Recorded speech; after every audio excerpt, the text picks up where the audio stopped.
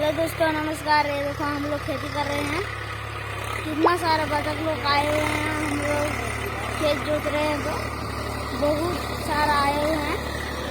ये देखो आपको दिखाता हूँ कितना सारा है। ये देखो कितना सारा आए हुए हैं। हम लोग खेती कर रहे हैं तो बहुत सारा आए हुए हैं। कितना सारा आए हुए हैं। चारे खाने के लिए कितना सारा बतख आए हुए हैं। और ये हम लोग घूमते घूमते आ गए तो मेरे दादाजी का दफना हुआ जगह को आ गए। बहुत याद आता है, रोने के जैसे लग रहा है।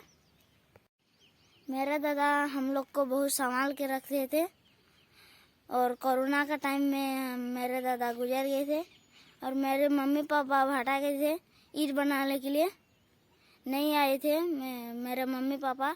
मेरा दादा कोरोना का टाइम मर गए थे, इसलिए मेरे दादा को बहुत याद है, बहुत याद है। आज का वीडियो इतना ही है, रखता हूँ।